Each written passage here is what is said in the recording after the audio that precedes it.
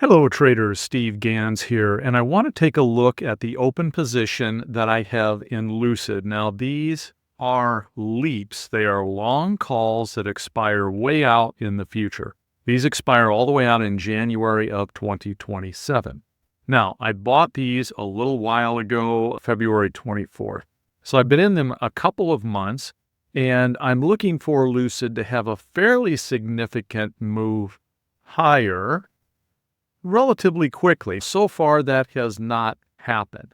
But there's a couple things starting to happen now with Lucid. For example, today, Lucid was up as much as about 6%, but it is breaking out of this wedge pattern.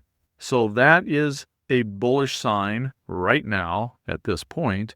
And there's also been some news on Lucid where some large money is starting to move into it as well.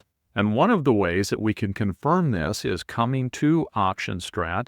I can come in and I can specifically look at flow. Now, not everybody has flow built in. It is a little additional monthly cost to have flow, but here's why it's important. I can come in, I can look at a flow summary, and this is going to show me the flow on all sorts of different stocks, the main movers today, which ones are extremely bullish, which ones are bearish, etc. But if I want to come in and specifically look at a symbol, I can come in, take a look specifically at Lucid, and I can see right here that there is $537,000 in bullish trading going on and $100,000 in bearish trading going on, which leaves me to this flow meter, which shows a very strong positive flow right now.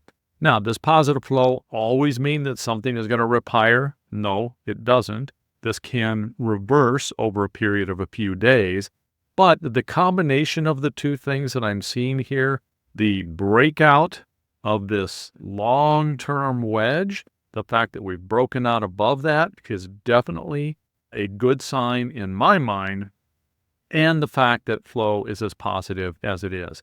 So for right now, I'm hanging on to this position. I'm going to give it another few weeks and see what happens when we get up here and we start hopefully pushing, this prior range up here, that 340, 360. Ideally, it's going to chop sideways there a little bit, but then eventually pop through. I mean, I guess ideally it'd just blow right through it.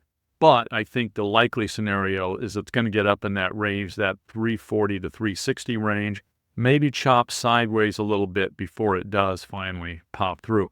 But we will see. One of the things that happens here is when we start to get this up move and we start to get a breakout, one of the reasons a lot of bullish flow comes in is it is shorts that are covering those shorts. Those short positions start losing money real rapidly as this thing starts moving higher. And so they're forced to come in and close out those short positions. Closing out a short position means you're essentially buying a long position. So they may not be buying that stock because they're super bullish. They may, in fact, be buying that stock just because they had a bearish position that's starting to get pressured very hard, and they're screaming uncle and want out. But the bottom line is the combination of that, people being bullish on the stock and people having shorts, this is what's referred to as a short squeeze.